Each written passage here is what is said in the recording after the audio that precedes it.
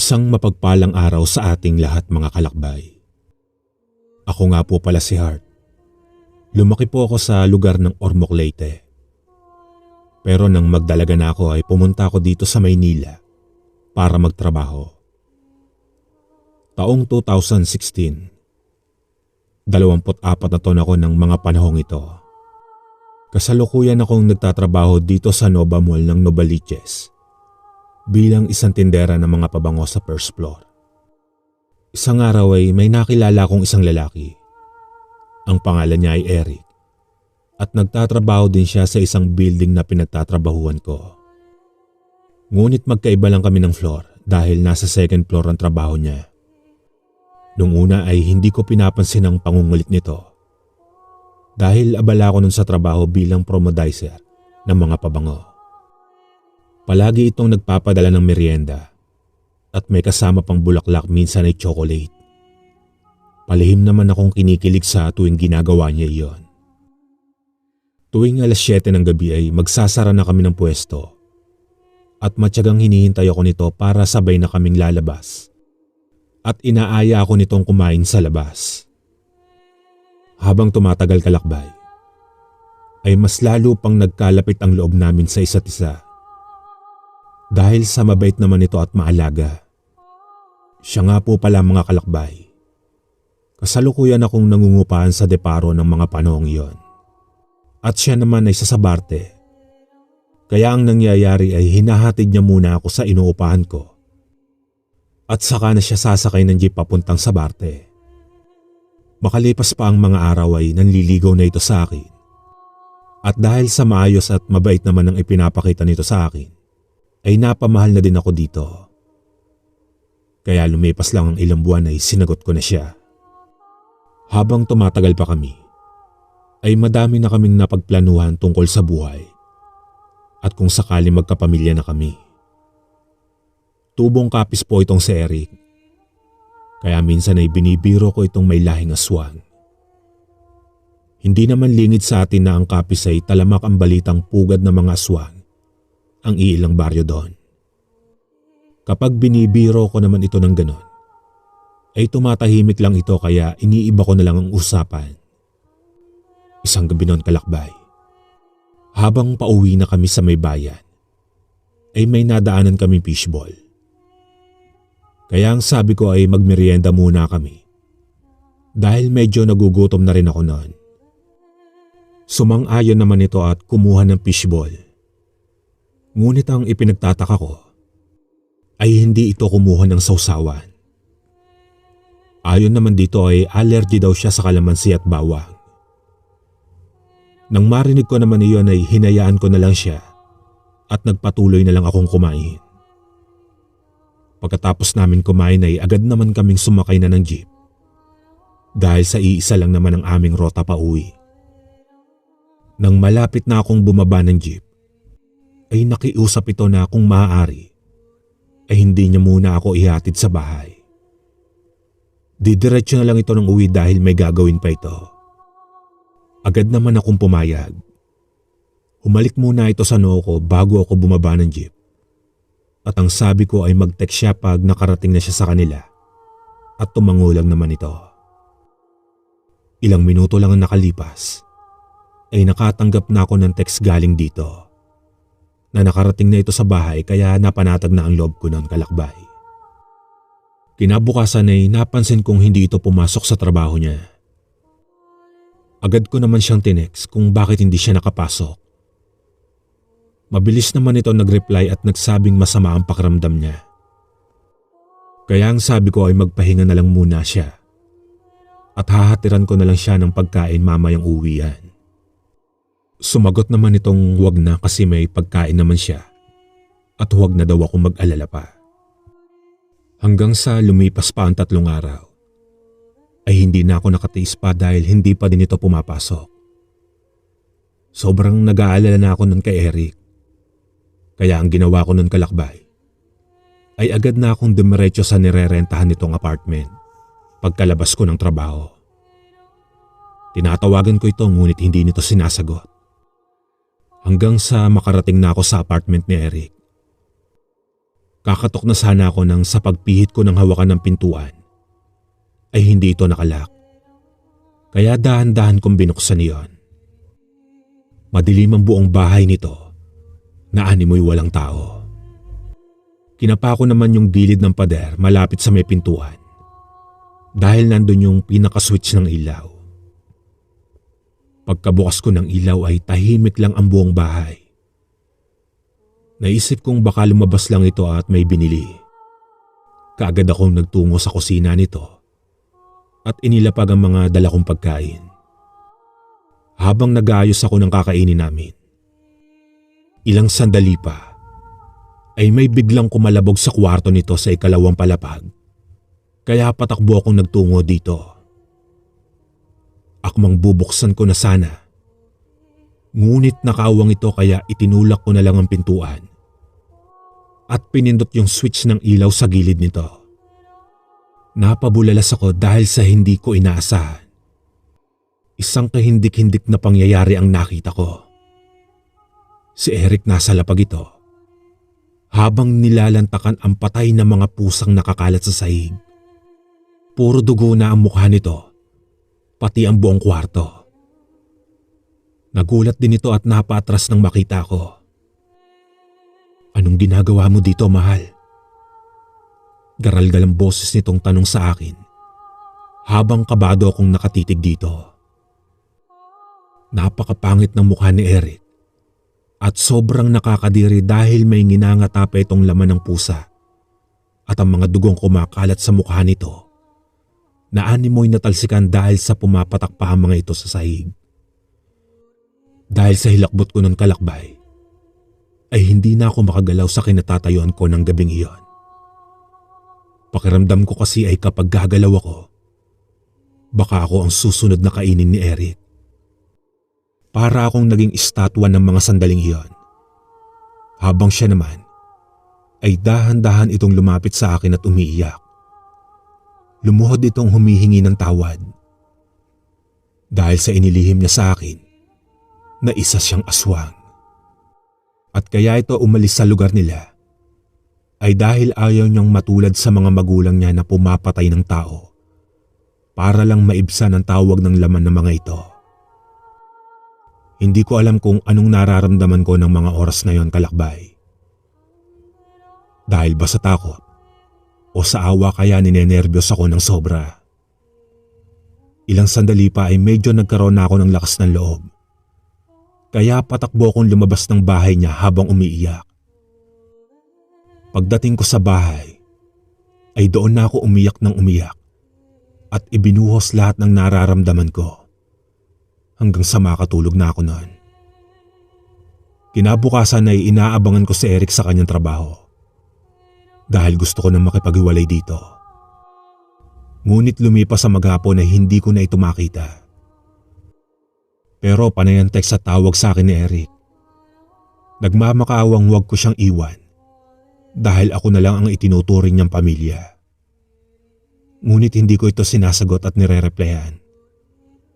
Hanggang sa lumipas ang 1 linggo na hindi na ako kinukulit at hindi na rin ito nakipagkita pa.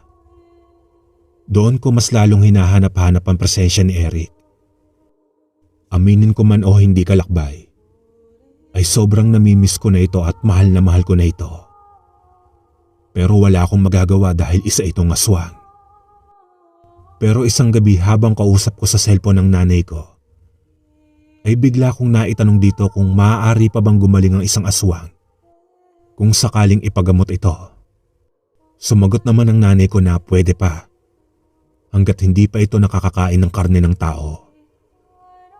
Doon ako nabuhayan ng loob at nagkaroon ng pag-asang baka sakali ay matulungan ko si Eric.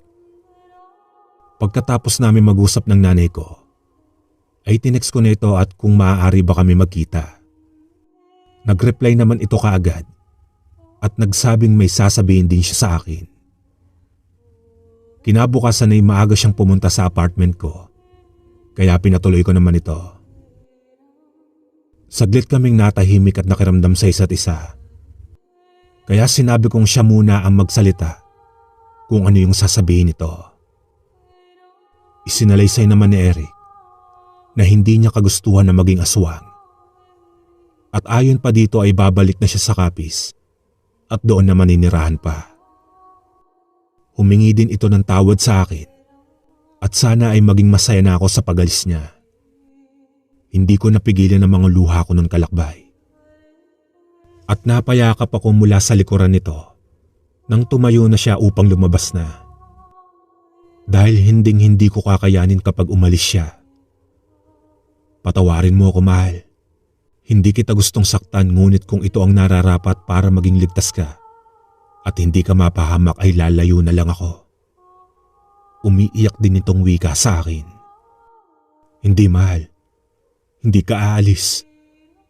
Tutulungan kitang makawala sa sumpa na iyan. Hindi ko kakayanin kapag umalis ka.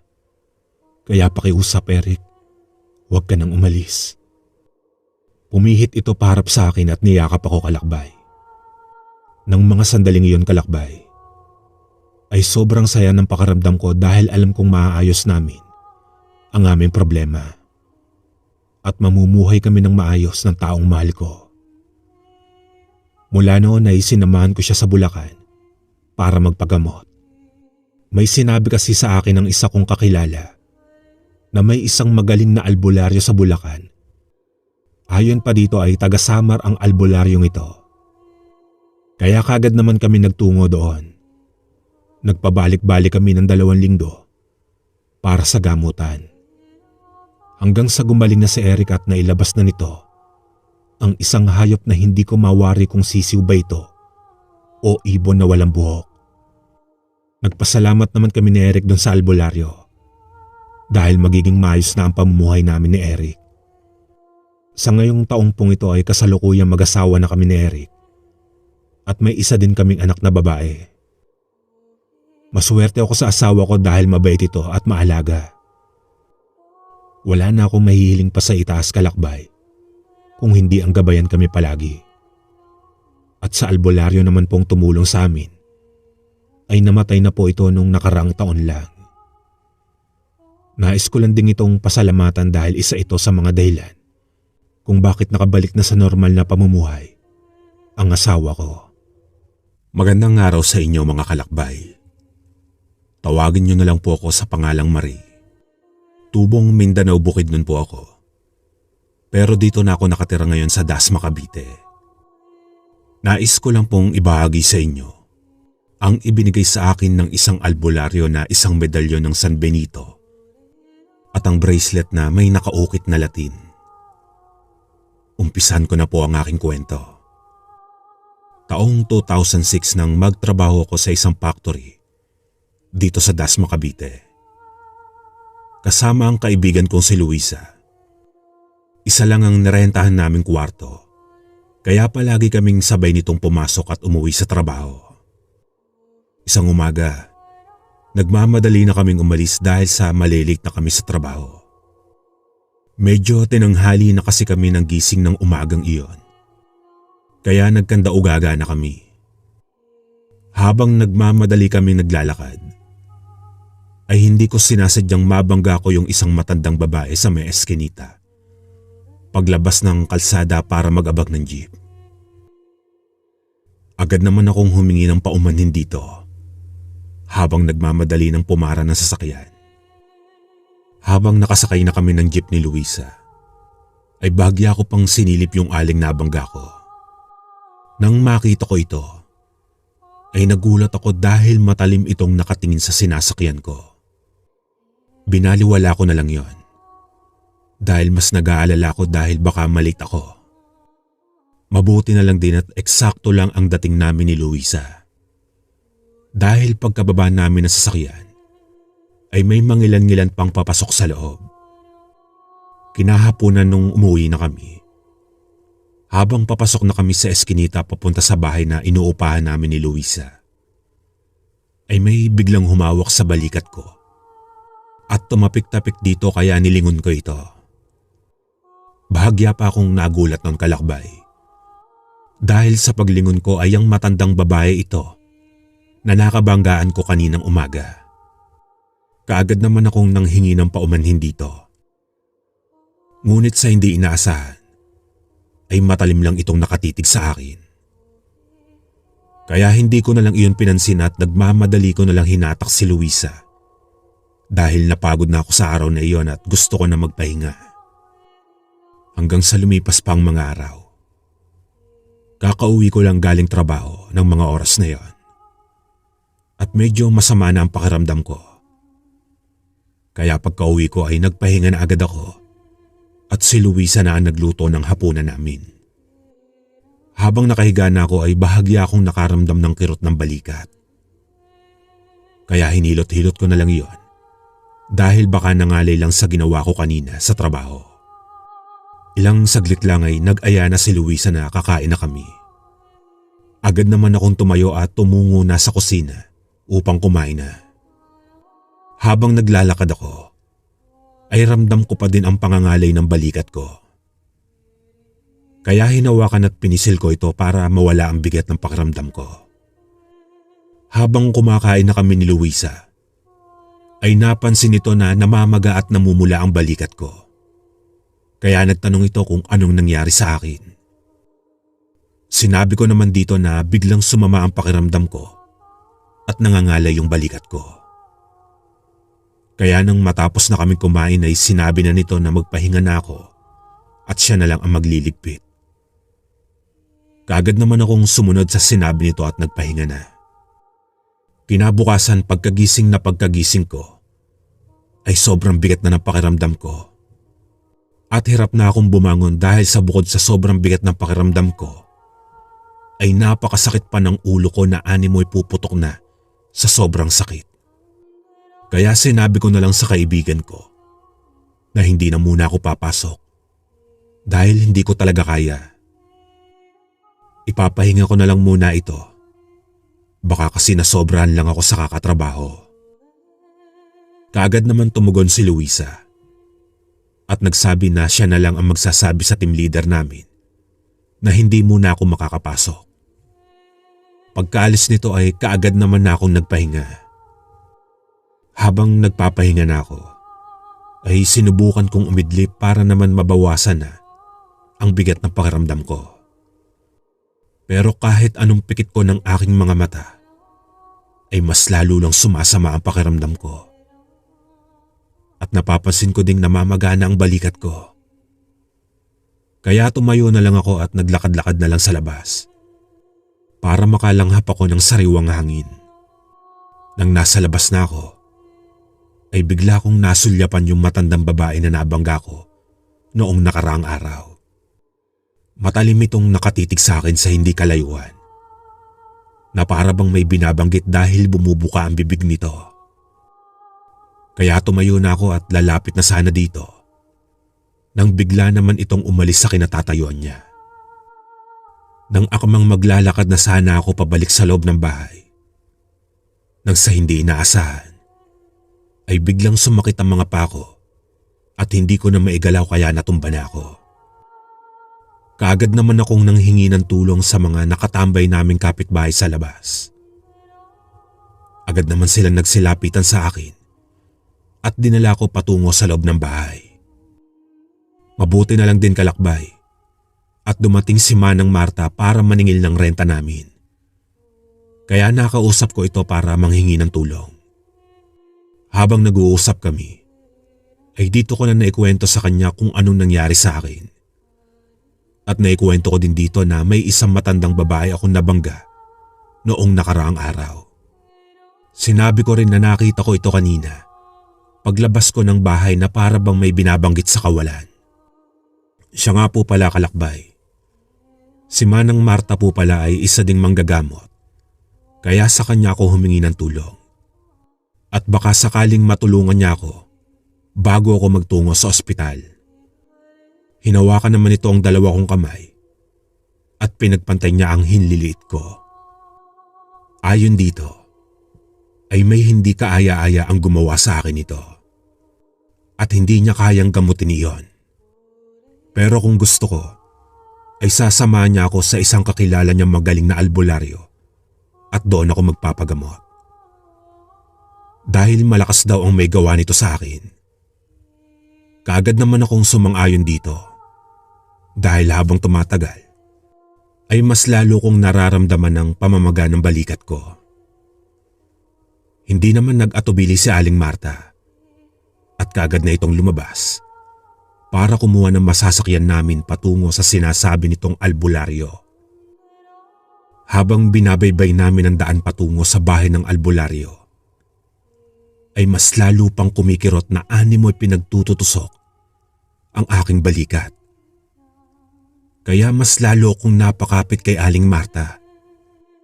Sinabihan naman niya ang driver ng tricycle na bilisan na.